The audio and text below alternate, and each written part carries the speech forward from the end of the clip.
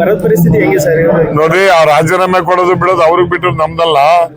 ನಮಗೆ ಗುರಿದು ರೈತರ ಸಂಕಟದಲ್ಲಿ ಇರೋದಕ್ಕೆ ಸರ್ಕಾರ ರೈತರ ಪರವಾಗಿ ಬರಬೇಕು, ರೈತರ ಪರವಾಗಿ ಧ್ವನಿ ಎತ್ತಬೇಕು, ರೈತರಿಗೆ ಸಹಕಾರನ ಕೊಡಬೇಕು ಅಂತ ಹೇಳಿ ಒತ್ತಾಯ ಮಾಡ್ತೀವಿ. ಸಚಿವ ಸಂಪುಟ ವಿಸ್ತರಣೆ ಮಾಡಲಿಕ್ಕೆ 2 ತಿಂಗಳು ತಗೊಂಡ್ರು. ವಿಸ್ತರಣೆ ಆಯ್ತು, ಕಂಪ್ಲೀಟ್ ಆಗಿ ಅವ್ರ ಪಕ್ಷಗಳ ಒಂದು ದೊಡ್ಡ ಒಳಬೇಗುದಿ ಶುರುವಾಗಿದೆ. ಆಡಳಿತ ಮೇಲೆ ಪರಿಣಾಮ ಬೀರಲ್ವಾ ಸರ್? ನಿಮ್ಮ ಅಬ್ಸರ್ವೇಷನ್, ನಿಮ್ಮ ಸೀನಿಯರ್ ಎಮ್ಎಲ್ಎ ಆಡಳಿತ ಪರಿಣಾಮ ಬೀರ್ತದೆ ಇಲ್ಲ ಅಂತ ನೋಡ್ತಾರೆ. ಇನ್ನೊಂದು ಅಸೆಂಬ್ಲಿ ಆಗ್ಲಿ, ಇನ್ನೊಂದು ತಿಂಗಳು 13ರಿಂದ ಅಸೆಂಬ್ಲಿ ಇದೆ. ಅದಾದ್ಮೇಲೆ ಮುಂದೆ ನೀವೇ ನೋಡ್ತಿರ್ತೀರಿ, ನೀವೇ ತೋರಿಸ್ತಿರ್ತೀರಿ. ಅತೃಪ್ತರ ಹೆಂಗ್ ಮಾಡ್ತಾರೆ. ನಮ್ಗೆ ಅವರು ಸರ್ಕಾರ ಏನ್ ಮಾಡ್ತಾರೋ, ಮಂತ್ರಿ MLA ರಾಜೀನಾಮೆ ಕೊಡ್ತಾರೋ ನಮ್ಗೆ ಸಂಬಂಧ ಇಲ್ಲ.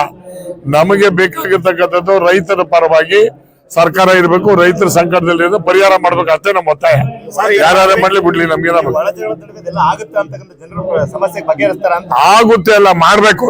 ಸರ್ಕಾರ ಅಂದ್ರೆ ಜನರ ಸರ್ಕಾರ ಮಾಡಕ್ಕೆ ಅಧಿಕಾರ ಕೊಟ್ಟಿರೋದು. ಅವ್ರ ವೈಯಕ್ತಿಕವಾದಂತ ಇದನ್ನ ಮುಂದೆ ಇಟ್ಕೊಳ್ಳೋದಲ್ಲ. ನಮಗ್ ಬೇಕಾಗಿರತಕ್ಕಂಥದ್ದು ರೈತರ ಸಂಕಟಕ್ಕೆ ಸರ್ಕಾರ ಬರ್ಬೇಕು, ಸಾಲ ಮನ್ನಾ ಮಾಡ್ಬೇಕು, ಹಿಂದೆ ಇರತಕ್ಕಂಥ ದುಡ್ಡನ್ನ ಕೊಡ್ಬೇಕು. ಸರಿ, KPSC ಈಗ ನೆಕ್ಸ್ಟ್ ಮತ್ತೆ ಮುಂದೆ KPSC ಅಂಡರೇ ಕಾಲ್ ಮಾಡಿದ್ದಾರೆ. ಅದ್ರ ಬದಲು ಈ KEAಗೆ ಮಾಡಿ, ಅದನ್ನೇ ಮಾಡ್ಲಿ, ಮುಂದೆ ನಡೆಯೋ KS ಎಕ್ಸಾಮ್ಗಳು ಎಲ್ಲವೂ ಅಂಡರ್ ನಡೀಲಿ ಅಂತ ಒತ್ತಾಯ ಕೇಳಿ. ನೋಡಿ, ನಾನು ವೆಟರ್ನರಿ ಮಂತ್ರಿ ಆಗಿದ್ದಾಗ ನನ್ನ ಕಾಲದಲ್ಲಿ 650 ಡಾಕ್ಟರ್ನ ನೇರ ನೇಮಕಾತಿಯನ್ನ ಮಾಡಿದ್ದೇನೆ. ಅದನ್ನ ಮೊನ್ನೆನೂ ಕೂಡ ನಾನು ಪ್ರೆಸ್ ಮಾಡಿದ್ದೀನಿ ಇದರಲ್ಲಿ. ನೇರ ನೇಮಕಾತಿ ಮಾಡ್ಬೇಕಾದ್ರೆ ಕ್ಯಾಬಿನೆಟ್ ಅಲ್ಲಿ ಒಂದು ಡಿಸಿಷನ್ ತಗೊಂಡು ಮಾಡಬೇಕು. 17, 18ರಲ್ಲಿ ನಾನು ಮಂತ್ರಿ ಇದ್ದಾಗ 650, 150 ಇದು ಎಂತದ್ದು ಹೈದರಾಬಾದ್ ಕರ್ನಾಟಕ, ಒಂದು 75 SC ST ಇದನ್ನ ಕೊಟ್ಟು ನೇರ ನೇಮಕಾತಿ ಮಾಡಿದ್ವಿ. ಆಮೇಲೆ ಇಲ್ಲಿ ವಿಚಿತ್ರ ಏನು ಅಂದ್ರೆ, ವೆಟರ್ನರಿ ಓದ್ತಕ್ಕಂಥ ವಿದ್ಯಾರ್ಥಿಗಳು ಯಾರು ಅಂದ್ರೆ ಓನ್ಲಿ ಮೆರಿಟ್ ಸ್ಟೂಡೆಂಟ್ಸ್ ಮಾತ್ರ. ಇದರಲ್ಲಿ ಯಾರು ಅದರಲ್ಲಿ ಇನ್ಫ್ಲುಯೆನ್ಸ್ ಸೀಟ್ ಆಗ್ಲಿ, ಇನ್ನೊಂದು ಸೀಟ್ ಆಗ್ಲಿ ಅಲ್ಲ.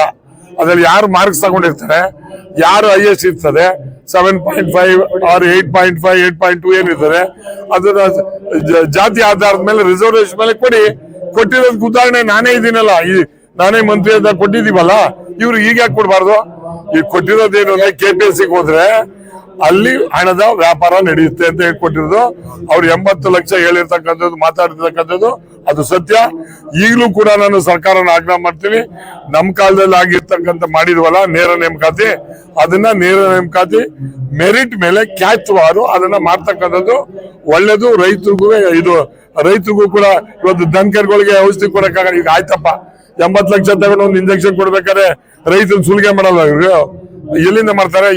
One way extracting from the farmers only. ಅದಾಗಬಾರ್ದು.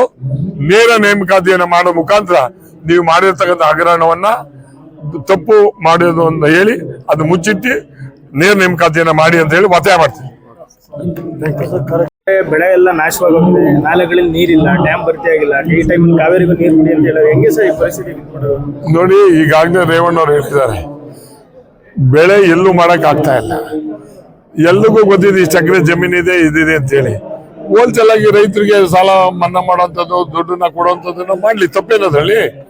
ಈಗ ರೈತರ ಪರವಾಗಿ ಇರ್ಬೇಕು ಅನ್ನೋದಾದ್ರೆ ರೈತರ ಸಂಕಟಕ್ಕೆ ಯಾರು ಬರ್ಬೇಕು? ಸರ್ಕಾರ ಬರ್ಬೇಕು. ಸರ್ಕಾರ ಬಂದು ಅವರ ರೈತರ ಸಂಕಟವನ್ನು ಇದು ಮಾಡಿದ್ರೆ ನಿಜವಾಗ್ಲೂ ಕೂಡ ಸರ್ಕಾರಕ್ಕೆ ಒಳ್ಳೆಯ ಹೆಸರು ಬರ್ಬೇಕು. ಅಂದ್ರೆ ಸಾಲ ಮನ್ನಾ ಮಾಡ್ಲಿ, ಅಥವಾ ಎಕರೆಗೆ ಇಷ್ಟು ಅಂತ ಹೇಳಿ ದುಡ್ಡನ್ನು ಕೊಡ್ಲಿ, ಬೆಳೆ ಪರಿಹಾರ ಕೊಡ್ಲಿ. ಹೋಲ್ಸೇಲಿಂದೇ ಕೊಟ್ಟಿಲ್ಲ, ಇನ್ನು ಇವ್ರು ಈ ಸರಿ ಎಲ್ರಿಗೆ ಕೊಡ್ತಾರೆ? ದುಡ್ಡೇ ಇಲ್ಲ ಐತ್ರಿ ಸರ್ಕಾರದಲ್ಲಿ. ಸಾಲ ಮಾಡ್ತಾರೋ ಇನ್ನೊಂದು ಮಾಡ್ತಾರೋ ಗೊತ್ತಿಲ್ಲ ನಮಗೆ. ರೈತರಿಗೆ ದುಡ್ಡನ್ನ ಕೊಡ್ತಕ್ಕಂಥದನ್ನ ಮಾಡ್ಬೇಕು ಅಂತ ಕೊಟ್ಟು ನಮ್ದು ಒತ್ತಾಯ ಕೊಡ್ಬೇಕು.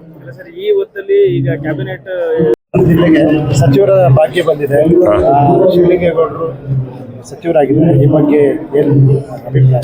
ಈಗ ಮಂತ್ರಿ ಕೊಟ್ಟಿದ್ದಾರೆ, ಭಾರಿ ದೂರ್ಕೊಂಡು ತಿರುಗ್ತಾ ಇದ್ರು ನಮ್ಮ ಪಾರ್ಟಿಯವ್ರನ್ನೆಲ್ಲ. ಹಿಂದೆ ನಮ್ಗೆ ಅವಕಾಶ ಕೊಡ್ಲಿಲ್ಲ ಮಾಡಕ್ಕೆ, ಅದು ಇದು ಅಂತಿದ್ರು. ಈಗ ಮಂತ್ರಿನೇ ಕೊಟ್ಟವ್ರಲ್ಲ, ಮಾಡ್ಲಿ, ಕೆಲಸ ಮಾಡಿ ಒಳ್ಳೆ ಹೆಸರು ತರಲಿ, ಜಿಲ್ಲೆಗೆ ಅಭಿವೃದ್ಧಿ ಮಾಡ್ಲಿ ಅಂತ ಆಶಿಸ್ತೀವಿ.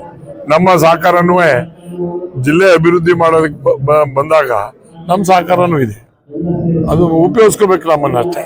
ಬರೀ ಒಂದು ತರದಲ್ಲಿ ಮಾತಾಡೋದನ್ನೆಲ್ಲ ಬಿಟ್ಟು ಕೆಲಸಗಳ ಬಗ್ಗೆ ಗಮನ ಹರಿಸ್ಲಿ, ಜಿಲ್ಲೆ ಬಗ್ಗೆ ಗಮನ ಹರಿಸ್ಲಿ. ಮಂತ್ರಿ ಆದ್ಮೇಲೆ ಬರೀ ಅರಸೀಕೆರೆಯನ್ನು ನೋಡಬಾರ್ದು, ಜಿಲ್ಲೆನ ನೋಡ್ಲಿ ಅಂತ ಹೇಳಿ ನಿಮ್ಮ ಮುಂದೆ ಒತ್ತಾಯ ಮಾಡ್ತೀನಿ. ಬರಗಾಲ ಇದೆ.